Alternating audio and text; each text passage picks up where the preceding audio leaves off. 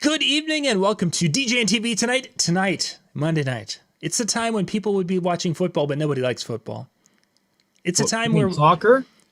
Yeah, soccer. This could be the time people would be preparing the Thanksgiving turkey if it were Thanksgiving week. This could be the time that they were putting the little stockings by the fireplace and with care if it would be Christmas time. But it's not. It's Monday night. It's our time. It's also the night that I set my garbage out. Oh, well, that's pretty exciting too. You got to set your priorities. Yeah, you are a wild man, my friend. Yeah, man. I'm walking outside the house for a couple minutes, Oh, man, that's crazy talk there. Crazy talk. Hey, thank you guys for being with us tonight. I see Trevor, Mikey jumping in there. Let's see, who else is with me? Jesse, Howie's in there, and I've got Brian, Bill, a few others there that I can't that are coming up as Facebook users. So thank you guys for jumping in. Got that many? I'm looking at the same feed as you. So there's. I wonder if yours goes back as far as where. Well, no, that should Probably be about not, the same. I logged in way after you. Yeah, this is behind the scenes banter that we're seeing numbers differently because we're both logged into the same thing, but yet different ways. You're through the website, and I'm through the who knows. So. Yeah. So, anyways, so tonight, MJ, we're missing someone, aren't we? Yeah, we're missing Dan. Dan is. I was waiting for him to start the show, and I thought that's what we were going to wait. He started, but you jumped in. Oh, there's Dan. Right, Dan's in the chat room with us right now. So yeah, Dan's doing some dad things tonight. He's got I think a football game. Is that what he said? Yeah, and I don't think it was soccer either. No, it was probably American football. So we'll be international and refer to it as American football. But yeah, Dan is just messing with people because when you do that, then you go football. Do you mean soccer football, American football, Canadian football, Australian football? Which one are you talking about? All of it. It's this new version where it's all of them at the same time. Oh, imagine all of that put together. Oh, somebody get black and blue for sure. For sure. Anyways, so Dan's off doing that, and he'll be with us again coming back next week. But tonight, what I wanted to kind of touch on is a topic that's been going around again. Is the whole idea, and I think part of this came from when Brian was talking about going into events and just kind of, in his words, freestyling it, where instead of having kind of a set playlist or to have sets of music put together and engineered in advance, like a lot of DJs like to do. Just going in there and flying by the seat of the pants, for lack of a better way to describe it. He didn't use that words, but that's really kind of what you're going in there is doing that. And I really wanted to talk about that. Is our sets something that people do nowadays? Is it not as kosher? Is it something that sets have become flexible? Going back into the late 80s, early 90s, from old DJs that I've talked to, because I wasn't around back then DJing, but it used to be that they would put 3 to 5 songs on a cassette, and they would be pre-mixed in the studio. They'd be put on a cassette, and it's like, okay, so I want to hear Brown Eyed Girl at the time. Well, it was the third song on this cassette. So you'd put it in, play song 1, play song 2, play Brown Eyed Girl, then you'd play the 4 and 5. Then you'd go to the next cassette. This is how many multi-systems worked in Minnesota back in that time frame. It was all about sets. Today, are those even applicable? Do you guys think of your music in the 3-song sets? If I'm going to play this, I'm going to be playing this and this for sure. Is that something you do? MJ, how do you view this? I believe this is one of those topics that I need to do a disclaimer. Well, let's see. We're 5 minutes into the show. We can get our first disclaimer in. Okay. Now remember that this is just my opinion. Please do not yell at John or Disc Jockey News. If you have a problem with what I have to say, tell me. And probably the best thing for you to do is not to tell me because I don't care. But the reason I say that is whatever works for you, you should be doing. But with that said, I cannot fathom the DJs that have a list of songs and cannot or will not, depending on their mindset, deviate from that list. There's nothing wrong. I'm not talking about having a list and working off the list. I'm talking about going, I'll get to that in a bit because it's 12 songs down. And it's not a mix set. It's just you won't mix out of that order. And it drives me bananas that someone can't be flexible to me, that's someone who has not put the effort into being able to mix. So that's the extreme end of it that I'm talking about, that looks at a playlist and does not deviate because they can't. And that's one of the things I really love about when you got the capability to auto mix, is that you can put those songs in you put all 12 songs in there, and then in Megaseg it will automatically play those songs, but if you move one of them up, it'll adjust properly.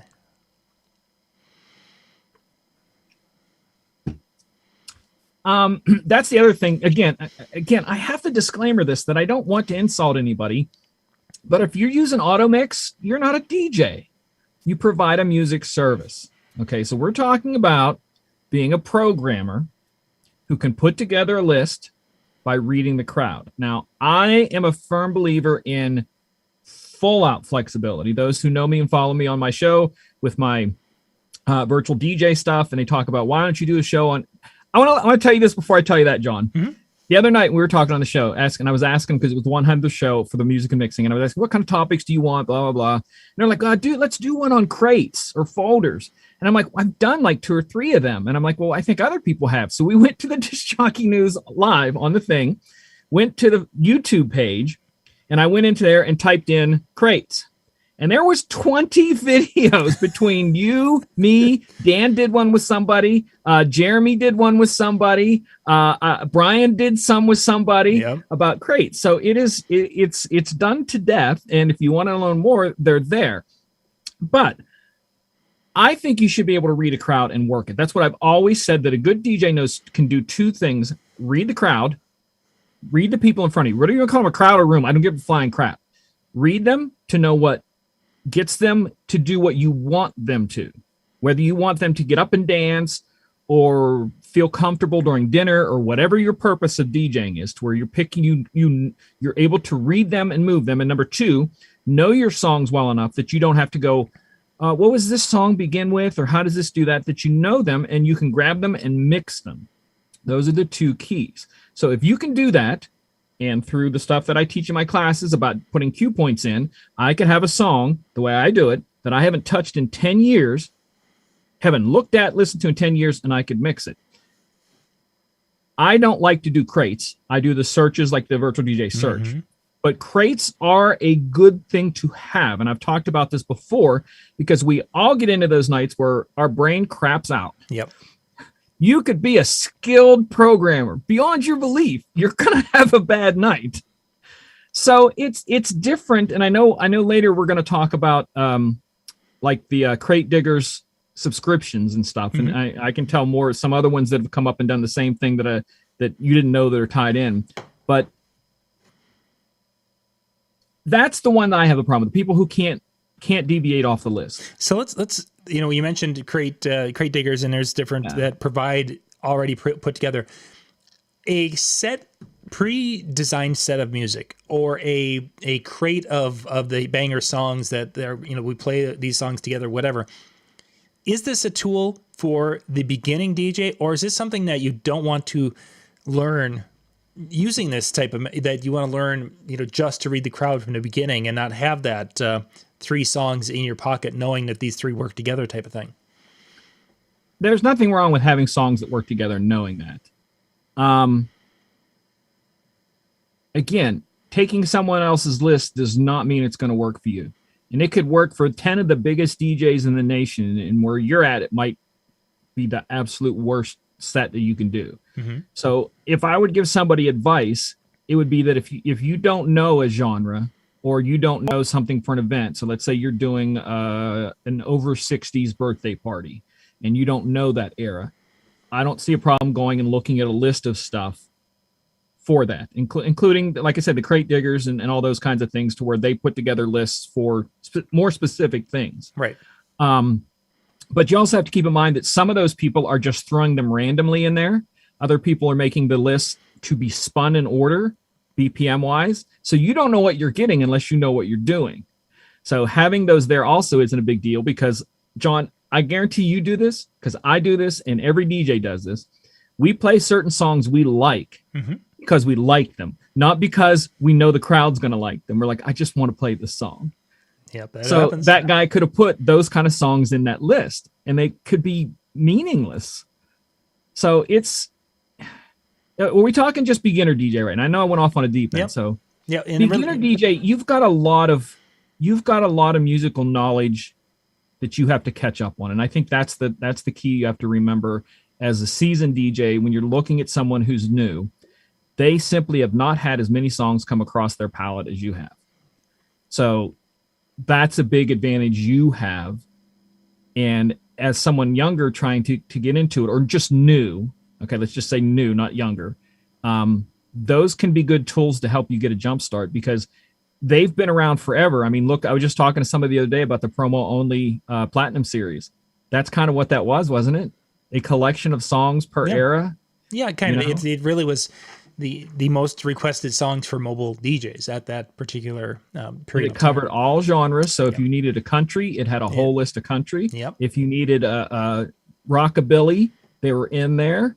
Anything, and you could find them. And that's kind of a beginning crate. That was a 40 disc crate. Yeah, very much so. Very much so. That's it's something that has always been part of a DJ's life, and it is a tool. But if you lean on that crutch all the time and thoroughly, it will break. It will fail you. It will. You mentioned that that a seasoned DJ has just had more music go in front of us or go across our palette. Does that make it easier then for a younger DJ to be more genre specific instead of being more of a open format? That a young DJ would be better off staying in their wheelhouse before branching out into other areas? Or is it something that they would be better off to branch out into a lot of areas and then refine their musical taste to what they're good at? I will always tell someone to branch out.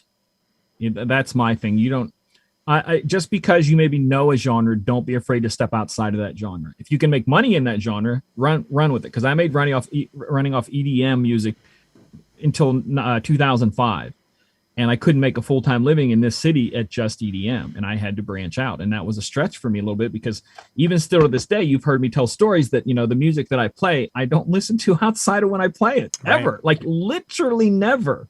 So I'm looking at someone that it is more important to kind of have a general mindset about music to be able to mix it like I have, to where it's not an interest, it's not a favorite, it's not an anything, it's a I know my job sort of thing. And I know I come from a weird spot on that, so maybe I'm not the best. Maybe we really should have waited till Dan was here, to do that. And I know Dan's watching, so please feel free to comment, Dan, and I'll do my best Dan imitation. I don't have a Florida Gators hat, so we'll have to deal with that. Yeah, sorry. But it's, for a beginner, it's just hard, because the people in front of you are most of the time a multiple range of ages. Okay. So they're going to know in general more songs than you know, simply because this person may know 5 songs. This person knows 5 songs. This person knows 5 songs. And there's 15 songs from all different genres, different areas that you now have to be knowledgeable on where to put it. So for a beginner, I would, number one, recommend don't be afraid of the crates, but don't lean on them. And number 2, try stuff outside your wheelhouse just to learn. Because if you're able to do that one extra thing, that night that they want an 80s night, and if you think you can pull it off and learn enough between now and that night you have the 80s night, you can open up a new door to make income. So but don't walk around acting like you already know it all. I think that's one of the biggest keys. Go into it. I need to learn. That kind of mindset. I need to learn, and it will really help you. Let's kind of jump into grouping your music, even if you haven't pre selected the music for an event. Is there a method and flow that you like to do when it comes to playing? You hear people talk about they want to go from. I've heard some talk about they want to go from one key range to another. Some want to go from a certain BPM to another in this group of songs before resetting this set. Is this something that you do? And if so, is it important, or is it just something that happens a couple of times a night? Are you saying important as in the that you feel that the skill to do it? Yes, absolutely. Because at any point I can change anything to anything. And that's one of the things with my classes. I teach 30 different ways to transition songs. So if I need to go from a really fast song to a really slow song, I have a way to do that. If I have to go from an old song to a new song, I can do that. It's just how you put the two songs together to keep the crowd engaged. So if it's a song from the 80s and you want to play a hip hop song from now, if they're in the same BPM range and they're not too far off in key, because I'm a firm believer that nobody hears keys like us or a musician. So you can go at least minimum 2 keys off, minimum, and mix that. And it can work if your crowd is open to that range of music. But again, it comes down to the ability to be able to mix those two, and you never feel at loss. You don't feel that's again, I think why I don't go with the crates and follow them, because at any point I know I may need to completely deviate from the plan I already have. So if it's a crate and I don't know how to deviate from that crate quickly and efficiently, I'm going to crash and burn. In the same way that I like to just run with the feel of the crowd, is because I know I'm going to be moving and breathing with them as they're going. And I think that's one of the most important things as a young DJ, is to learn that flexibility, to be able to take two songs. If you know that you're at a hip hop thing and somebody asks for a rock song, good example. I was at a place one night, and I've told this story before, and somebody asked for, who was it? It was Nickelback. And I ain't got no Nickelback. I'm just telling you that much right now. But I knew that song would work at that place very well. So I went on to the streaming service, got it, and did a transition to where that came in with that, that thing, to where that became a prominent part of the mix, that to where they caught that hook. I caught them with those first notes, and immediately, front to back of the bar, just erupted in singing along. And that's how you kind of do that. Does that make any sense? It does. Now let's just take the BPM side of it. You're wanting that flexibility. You're wanting to be able to change, in essence, on a dime, for lack of a better way to describe it. Do you pay attention to the BPM? So you want to start at this BPM and you want to keep working up, and you may have to jump genres, but you keep the BPM? Or is it sometimes you may jump and you may be going from something here, but with a mix, and all of a sudden you're back down to 107? How does that fit in? Again, it's about keeping the crowd engaged. Okay. So if you can keep them engaged by ramping up your BPM, that works. But if they get bored halfway through, you're going to have to do something to keep their attention. So you need to have that ability to jump up, jump down, change its style up instantly. So again, I look at it, usually the most DJs do at least 3 songs in a row. Song playing, song to mix, song on deck. Okay. And if that's working somewhere in there, like let's say you get the second song and that is working, and you go, this third song is not quite there, swap it out with something else. If it's working, you then continue on with that. After a while, you'll see them get a little bit of boredom, and you'll change it up. And it's not always about BPMs. It's not always about genres. It's how the crowd is reacting. It can just be sing-alongs, and you could spend the night doing old sing-alongs and new sing-alongs. You can go, with a little or a baby so-and-so that they're going to sing along with, and then drop back to like a late early 2000s rock thing that they sing along with. Like, what was the one by Lit? My Own Worst Enemy.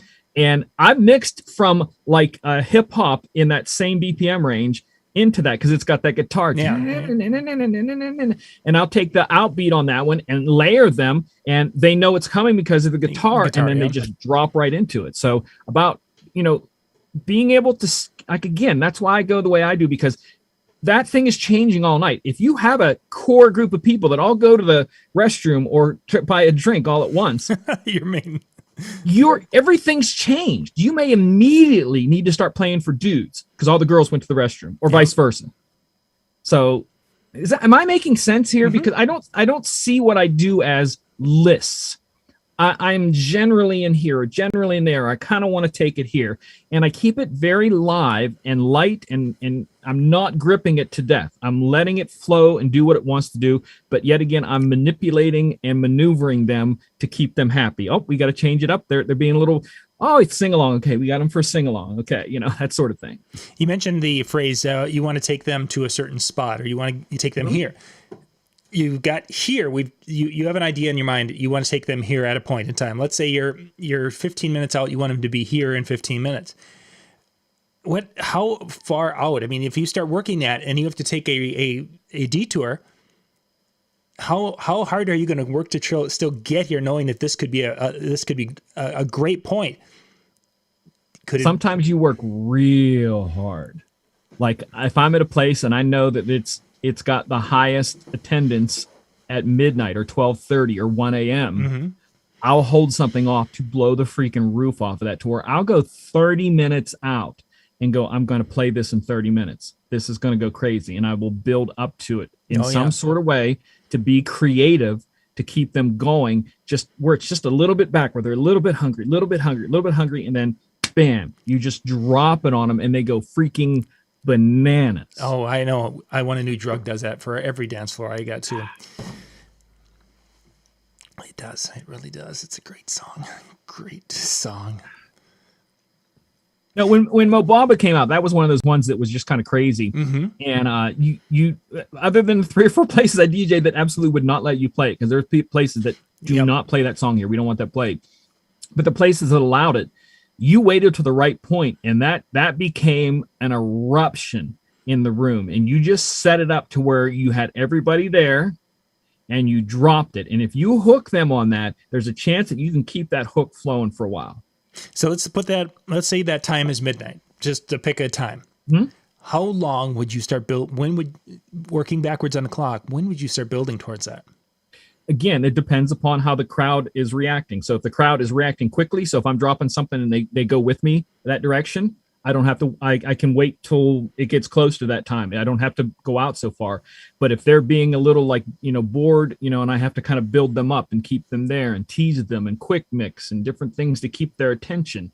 But other times, if, like I said, if they're engaged, you can do a long version of a song and they'll keep engaged, and you'll do, to me, you can't take a list of songs that will work with every crowd. It just doesn't happen.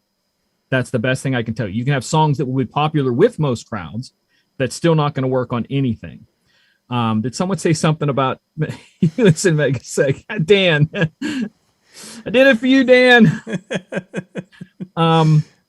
So again, it's just, that's all the way I can explain it. And I hope if you've spent any time DJing, you've seen the crowd move in front of you.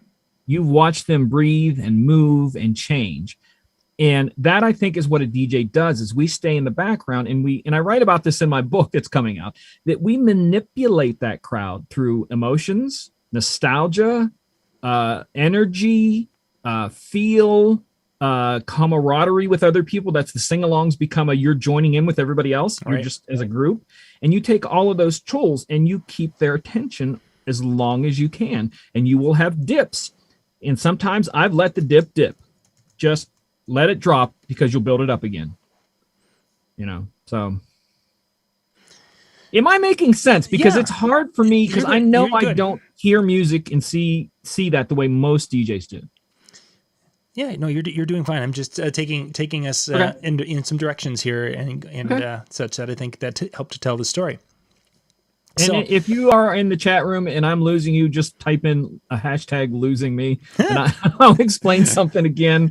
We'll go with that. If we need to, I can start pulling out some of my great albums from up here. We could talk about those. So if you guys really want to go into some quality tunes, we can go there. If we do that, then I'm going to have to start sniffing markers and get through tonight. Yeah, where's your Sharpie? Yeah. I don't even know why I have this giant thing here. Why is it on my desk? Yeah, I don't know. There's not much you can write. You can write on anymore. It used to be for I think I was scratching something out that I was throwing away, and I didn't want information on. I think that's what it was there for, paperwork or whatever. Anyways, back to picking songs, playlists. Again, with virtual, the way I do it, I do the string searches, and those of you guys don't know what a string search is on that, it's basically, so instead of doing crates, I have everything tagged.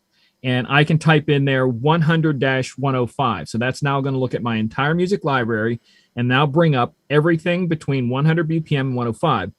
Then I leave a space, and I can do 2 different ways I can do it. I can do 2000-2010, and that's going to bring up all the songs between 100 and 105, between 2000, 2010, or I can also put a subcategory, which I do on all of them. So 00 and the letter S, like 90s, 90S, the early 2000s are 00S. So if I go 100, 105 space 00S, that's now going to bring up all the songs that are within that. And then I can go after that and go, am I going to go with hip hop, urban, dance, remix, pop, throw that in there, and then that narrows it down. So I'm doing the crates in reverse. Instead of putting them in there, I'm putting them as searchable, and virtual is then going, okay, you want some of these, you want some of these, because I'm putting in criteria.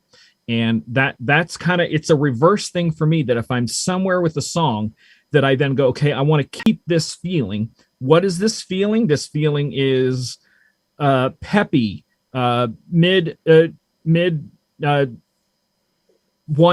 to 120. And that's the Michael Jackson. That's the Justin Timberlake and Jason Derulo's. It's those peppy kind of things. And I can stay in there by doing that range because I know a lot's in there. But if I need to step out of that, I can still take that same peppy feel at a different BPM if I need to. Because songs are different, and that's where you would do a switch up, stay with the same sort of feel, but a different BPM. So we need to spend a little time talking about how you manage your music library, because you Are do it you differently. sure you want to do this? You do this a little differently. So stick with my questions on this one, because if you guys want more information on it, come on Wednesday nights when MJ goes into this in depth. Yeah, this Wednesday, we're back with the Music and Mixing Show. It is another virtual DJ night, 9 p.m. this Wednesday, the 29th. Please join me. It is, 29th. It's coming quick. First off, you don't download everything that when it's released from you're not grabbing and throwing the whole album in like a lot of DJs do from the services. You go and pick and choose. First off, when did you start with that methodology as opposed to just accumulating tens of thousands of songs? That's an easy one. Okay, so I want to do a couple things here. Someone in the chat said club DJ versus mobile is way different. Absolutely. Again, that to me is looking at your crowd. He says nobody gets dancing until he plays the different salsas and bachatas and different things.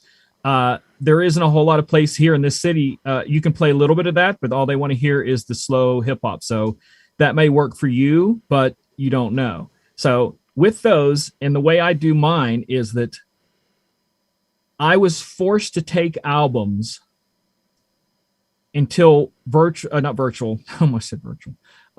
only kind of really brought that genre of stuff in with CDs. You didn't have much of a choice. I did buy a lot of singles. Those of you who don't know what a single is, it's a single song on a tape. Like a 45 is a single song, a single was that. And a single CD was the same thing, would have like 5 versions of the same song, which I bought a buttload of those. And I pretty much never bought albums because to me, it's just useless to buy an album because you rarely are going to play more than 1 or 2 songs off an album. Right. It's a waste. But when it all started really clicking for me is the whole Napster era, LimeWire, all of that, to where I could pick the song I want. I did not have to buy a CD single that has 5 versions of something that I only want 1 version of, or if I want, whatever. When I'm able to download, and now with today, the way the music services are, I can get what I want one by one, because I do not need to fill my library up with useless music that I have never played nor will ever play. And people say, well, I have to have this. I have to have, I want to ask you, John, how many terabytes do you travel with when you go out? And your son, like between music video and music, it's on a 5 terabyte hard drive, and 5 terabytes, and it's probably a little over 4 terabyte used. I'm going to look right now, and I'm going to tell you how much that I carry when I travel. And remember, I'm DJing multiple nights a week.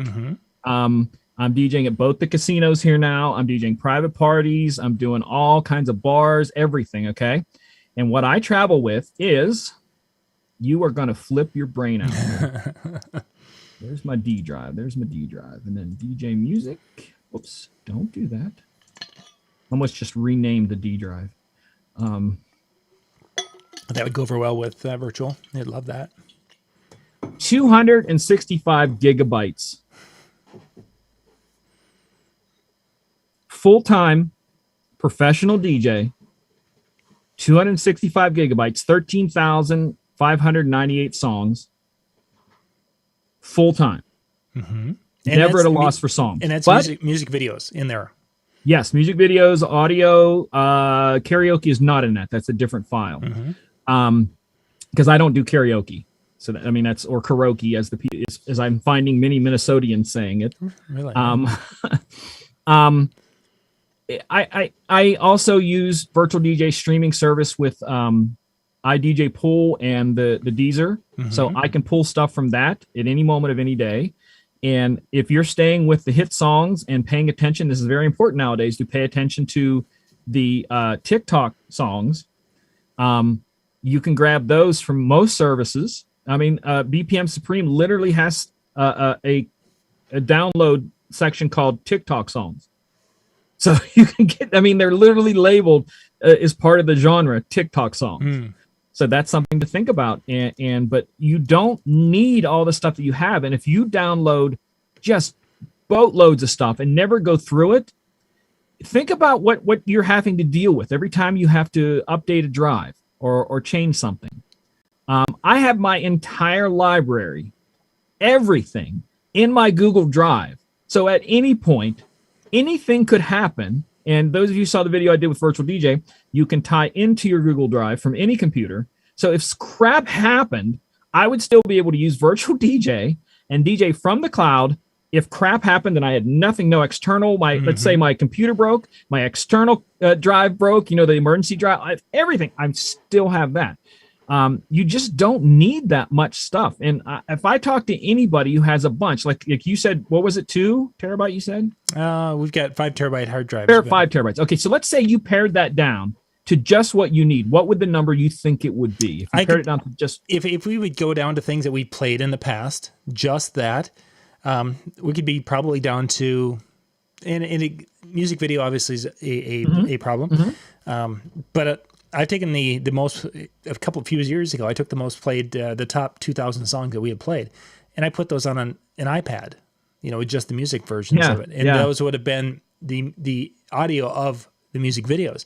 Yeah. So you're talking, what was that, 128 gig or less? Because I was on a thumb drive and I put it on my iPad.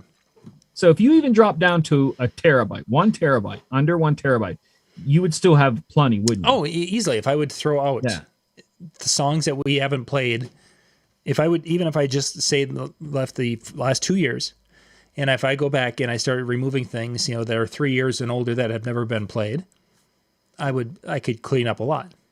Yeah. And so that's part of the working with the crowd thing is not having, I can do a search for a BPM and a this and a that, and come up with, let's say I come up with 1,000 songs. If you did that same search with 5 terabytes, you'd have a whole lot more than 1,000 songs. Exactly. Yep. Yeah. So that's part of, I think. Oh wow! Did you see Paul's post here? That's a great one. Several years ago, I analyzed all my wedding history files, and in 1 year, I had 200 distinct songs.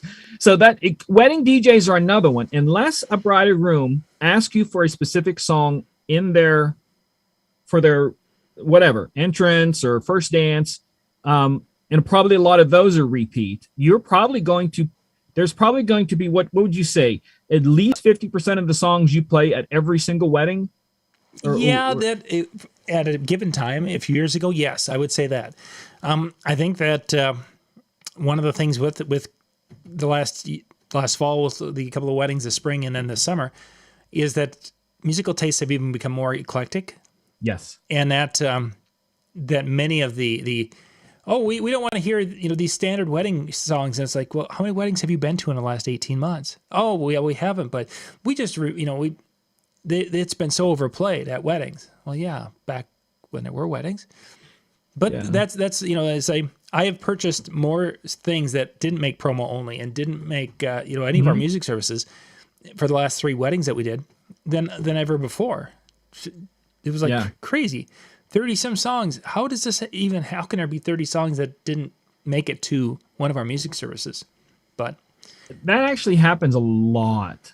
That's why, if you go again, I went through this last, when I did my last music mixing show, we went on to I keep going virtual DJ. That's Wednesday night. Went on to Disc Jockey News's website and we did a search for crates because somebody said we wanted to do a thing on crates, and how many videos came up that has been put on this channel by a bunch of different people, myself, Dan, John, Brian, Jeremy. All these guys did videos on crates. So all this stuff that we're talking about, songs, there's videos out there for them. So you can look at what John's saying is about the new songs, and you can pick through stuff that you know you do. And you can also go out and look on the web and find people saying these are the hot songs right now. And it's more than the traditional stuff.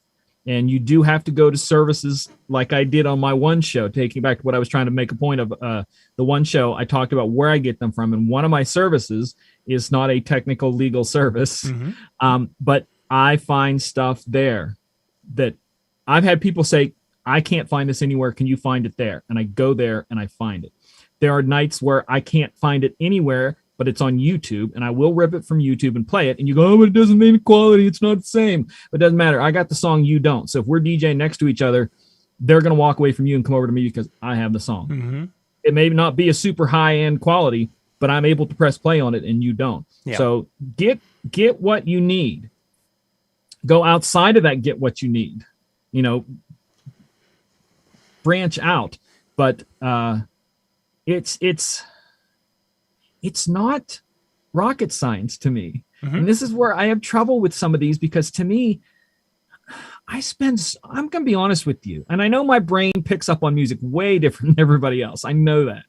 But this is not rocket science, what we do.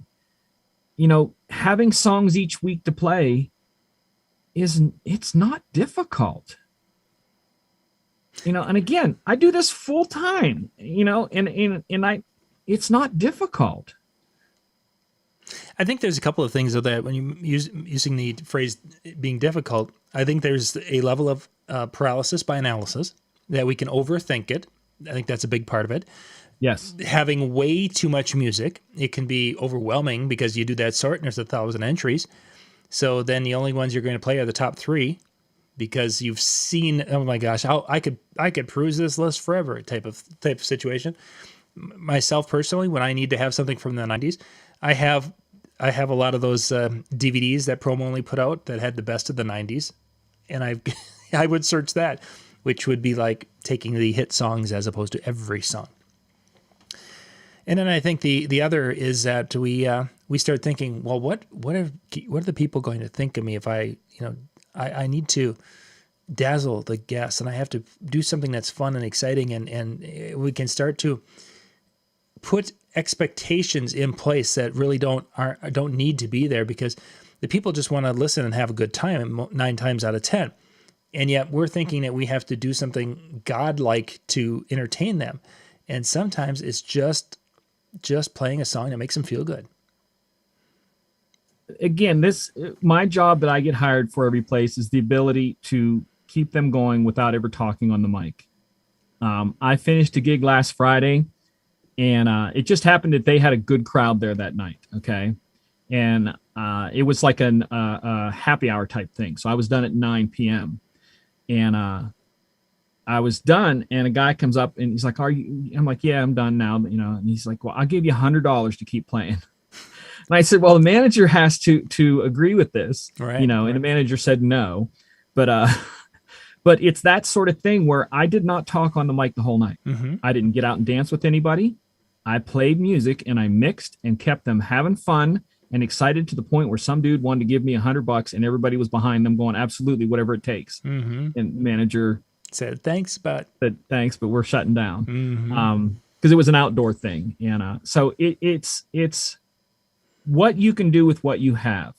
Like back in the day, John, you probably remember this when you were a kid, people race cars and somebody would be like, "Oh, you got nitrous." And well, I don't even know if you were into that then, but I'll race you, but you can't use nitrous, you know? And it was always, we always called it run what you brung, because we were the motorcycle side. You said, "I'm faster than you, but I can't do that on this bike. I have to get a different bike." Well, you just said you were faster than me. So either you're faster or you're not. So run what you brung.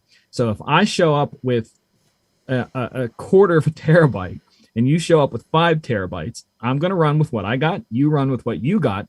And your skill of reading the crowd, mixing everything, is what's going to get you through. And if you have that skill, you could cut that down to, like he said, 200 songs, Right. and kill it with that ability. Oh yeah, I mean, you've really, if you go through and you look at even virtual DJ and how it counts the songs, I bet if I would go right now, and I think it reset itself about a year and a half ago or so. It was sometime in 2019, my computer reset itself because there should be hundreds of plays on my closing song, and there wasn't. I bet you there's not 200 songs. It might be maybe 250. There's not going to be that many songs that have been played. Mine's running back 10 years to 2010. Yeah, I see. You know how to manage it better, but yeah, for some reason I've reset. So I can look at things and it even tells you like the last time you played it or the first time it showed up. Mm-hmm. And I look at stuff but I still find, and again, you saw what I had. I told you what I have. I still find songs that go, oh my gosh, I didn't even know I had that. And then immediately start putting it into rotation at places and it's a hit. And it's like, I've had this song for 7 years. And this version people love, and you can do that and you can get so over. I just wrote the word right as I was saying it. There are too many songs overwhelmed. You can get overwhelmed by yourself. Again, if you come into it, we started just talking about crates. You can come into it with an organized crates. Back in the day, some people did it by BPM because that's the way a lot of them were kind of put together. You're in a BPM range. Other ones was by genre only, depending on what you do. But with today's software, you can do genre, BPM, everything. You can put it all together and really get specific at what you want to do with that crowd. And you can just throw little nibbles out there. There was an episode of Family Guy where they were trying to catch, I can't think of his name, Ed Wood or whatever his name was. And they tried all these things to catch him, and they finally caught him by leaving little pieces of candy up to a box with a stick on it. And he went in, and they caught him, and he kept going, oh, piece of candy, oh, piece of candy, oh, piece of candy. And that's what I kind of look at this going as I DJ. It's like, here's a little piece of candy. Have your candy. Okay, you ready? Here's a piece of candy. And that's what I kind of try to do the whole night is I just manipulate them in a loving way. And I don't mean to use that word to make it sound terrible, but I am trying to emotionally and mentally herd them into this living, breathing thing for as long as I can. Mm-hmm. Some nights it's so easy, it's not even funny. Other nights I could shoot myself in the head and it wouldn't help. I mean, that's just as simple as that. They just wouldn't care. They just keep doing it. They would go like, I'm just going to go drink at the bar. Yeah. I literally have had places, private gigs where they told me like, we're warning you ahead of time. Nobody dances. And I'm like, okay. And they're like, no. We just want to make you know, we've had other DJs before that we don't dance. And I'm like, yeah, whatever. Cause like, I don't run into that. Like people, if people aren't dancing at my gig, I'm checking to see if the speakers are turned off. And sure enough, I could not for anything get them away from the bar. Mm. It blows my mind. Certain crowds, and that was their thing, is that soon as they were released, it was a corporate Christmas party. They all went directly to that bar on the far side of the room, and they never left that cubby hole, ever. It was mind blowing. So you will have don't let your bad days. I always tell people, don't let your bad days make you feel like that's what your worth is. In the same sense, don't let your absolutely successful, big, good days be your worth. Because if you believe the hype, you have to believe the crap, and neither one of those is the true you when it comes to doing your job. So you kind of have to let the good days go. That was a blessing. And the bad days, you just have to let it go and go, tomorrow's another one. I'm going to do it different. Or next weekend or whatever your thing is. It's a struggle. You will have good days and bad days picking. No one will ever be perfect at this. It's just one of those things because it's a living, breathing thing. You can't, it's like a baby. You can entertain a baby, but there's points when the baby's not going to be entertained by you. And I don't mean to talk a crowd into a baby, but you know what I'm talking about. Is where you keep them from crying. There's just going to become a point when a baby cries and there's not a lot you can do. Mm-hmm.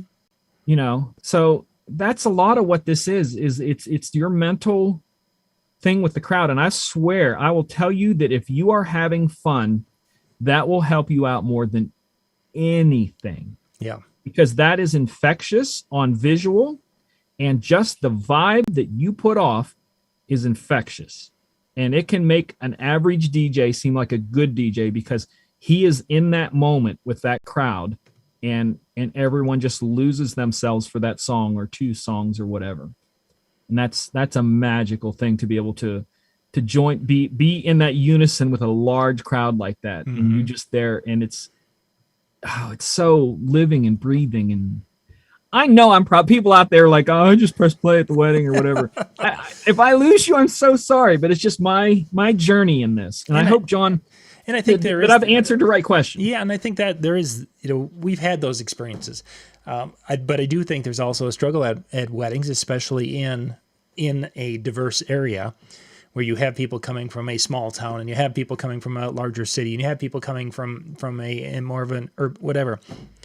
Is we don't have that homogeneous musical taste anymore. You don't have, especially after a year of people basically listening to their own music at their desk, whatever.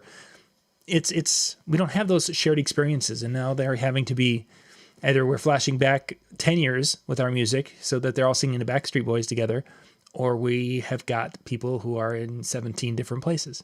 And that's something that will be a friend of mine said years ago, he owned a bunch of radio stations, and he said that his programming for all his stations completely changed the day that Apple and the iPod put the shuffle button in. Mm-hmm. And that has completely changed to where people, before you would listen. I mean, you bought an album, you listen to that album, and that whole album's in that one genre.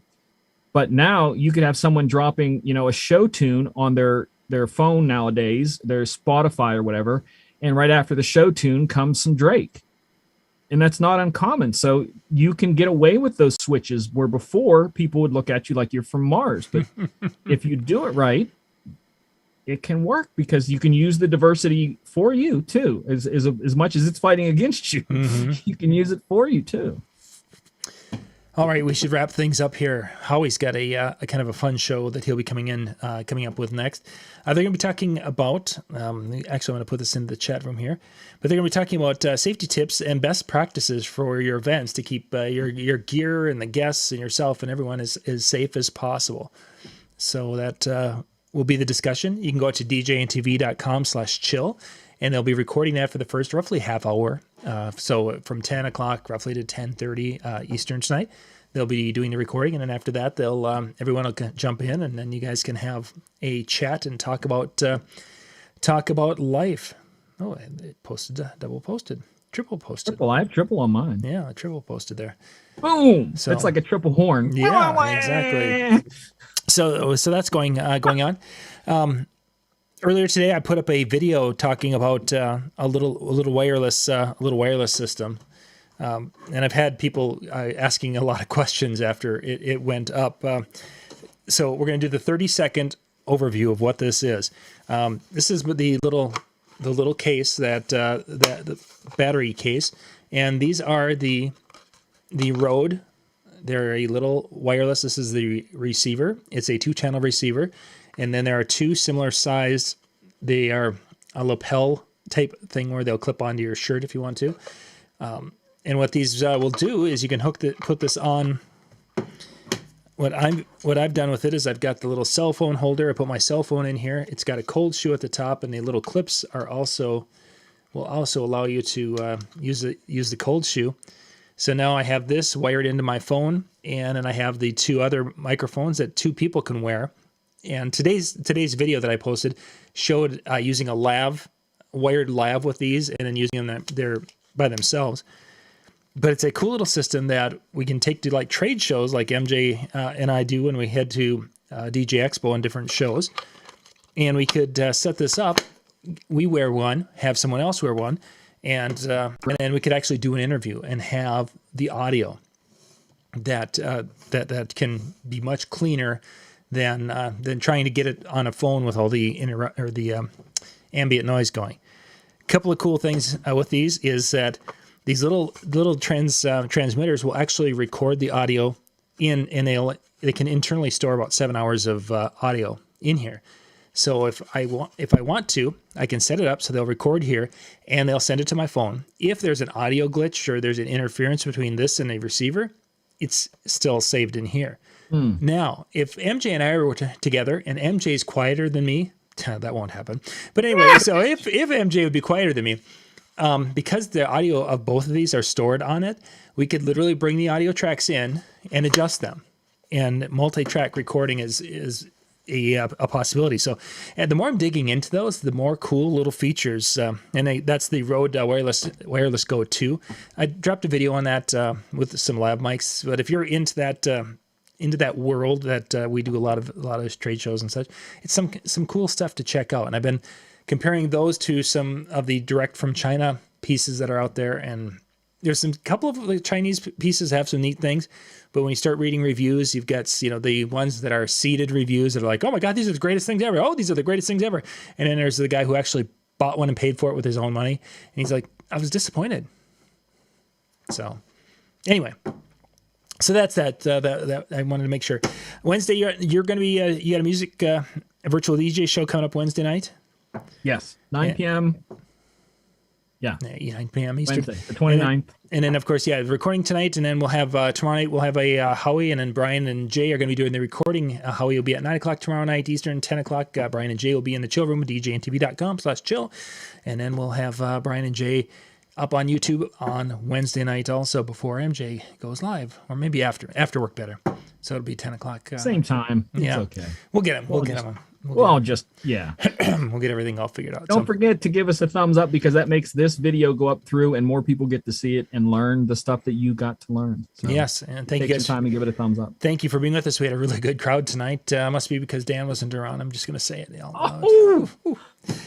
love you, Dan. I think Dan's off. He had to go get his son from football, so I think that's where he's at. So once again, go on out to DJNTV.com/chill and hang out with Howie tonight, and we'll catch you guys next time. Good night, everybody.